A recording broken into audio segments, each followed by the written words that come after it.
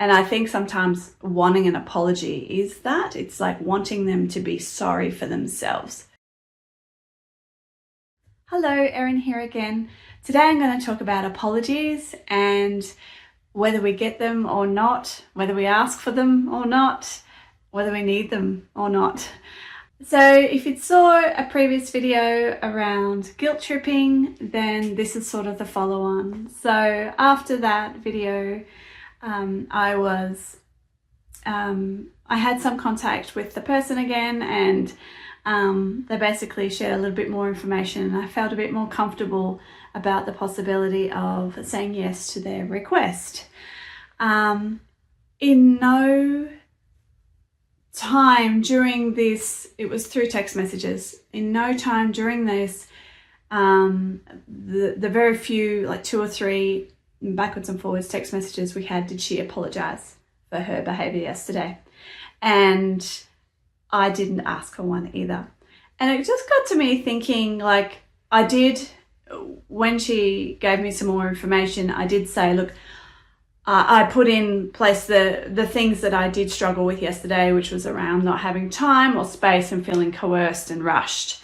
So I did say, I'm going to need more time to assess the documentation before it's signed, and I'm only going to sign if these conditions are met.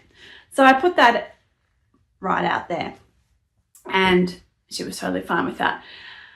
But there was a little bit of me like thinking to myself, well, she didn't apologize, and I really would like one. And so I wanted to talk today a little bit about why we want an apology. Apologies are a bit tricky for me, I think, because sometimes, or maybe even most oftentimes, we want apologies because we want somebody to tell us that they were wrong. Right? And I'm a big advocate for there not being any right or wrong in arguments, unless it's unless it's related to human rights or that kind of wrong. But if it's not, if it's something on the grand scale of things under a 5 out of 10, then I don't necessarily think there's a right or wrong. Like, we all have opinions. We all have beliefs and values that we're trying to uphold, and to meet those needs that are really anchored in our beliefs and our values, to meet those needs, that's why we behave the way we do, because we're trying to meet those needs that uphold those values and those beliefs. And so coming from that angle really means that it's not necessarily right or wrong. They're not wrong for thinking or feeling that way. So in arguments, it's lovely to think about people being on an even playing field. This is where I'm at, this is where they're at. We're both trying to get these needs met, and they're all equally as important as each other. This is my sort of my beliefs, I guess. And based on my learnings and my training and the study and the research that I've done in communications, empathy, respectful relationships, nonviolent communication, and that kind of thing. And all of Brené Brown's work as well, like around shame and vulnerability. As soon as we bring shame into it, then just that even playing field just gets dropped out. So I'm not trying to shame her.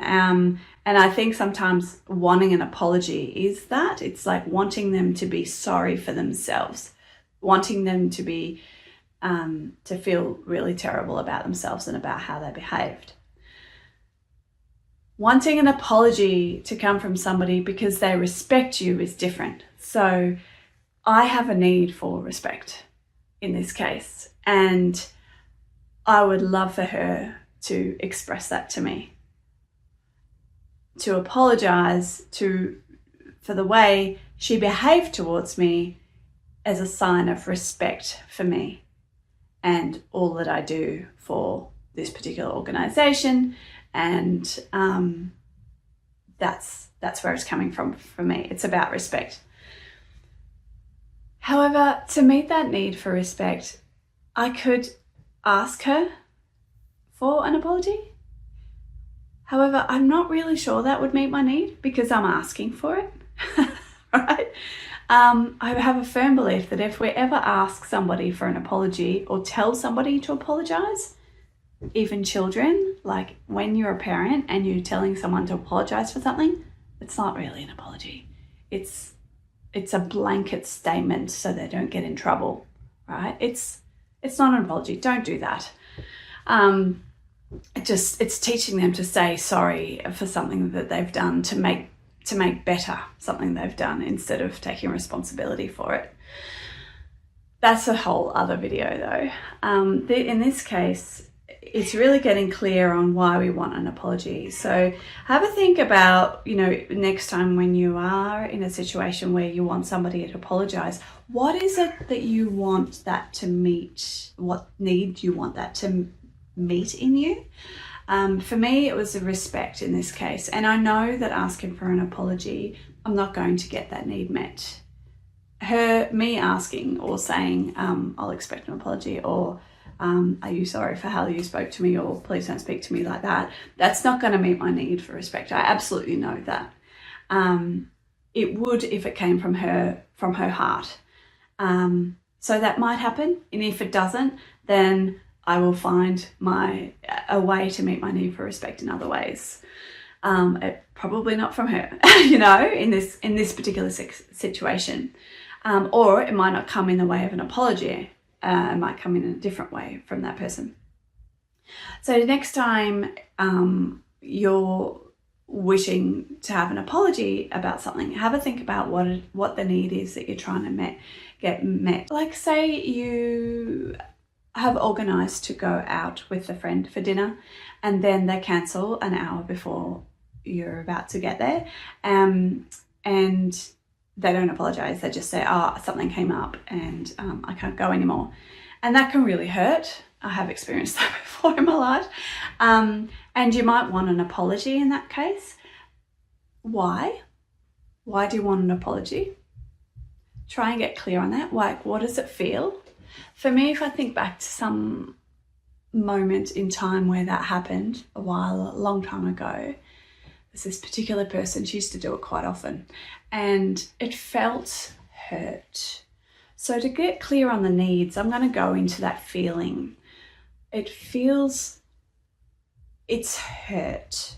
And it could be about respect, but it's not quite resonating. It's a bit more like,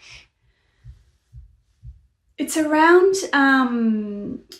doing what you say you're going to do. I have a value around that, a very strong value that if I say I'm going to do something, then I want to absolutely do everything in my power to do that thing. Right? And so it's a big value. And there's a better word for it. Integrity. It's integrity. I have a real value and need around integrity. So saying and doing what you say you will do. And so that is triggered by this person that doesn't meet, that cancels at the last minute, because, and not just the one time, it was after a series of times in that case. But even if it is the one time, that might trigger you in that way too, might activate these feelings of hurt or whatever. And it's because you really value and have a need for integrity and doing the things that you say you'll do. So once you get clear on the need, so you start with the feeling, the hurt, and you get clear on that need. That's a big value of mine, is integrity. Will an apology get that need met? Probably not. Probably not. So once you realize that wanting an apology is not actually going to make you feel any better, you can let it go. You can let it go. I don't need an apology from that person because I am clear that is why it bothers me. And so I will now make particular boundaries around how often I'll allow that to happen before I just cut off.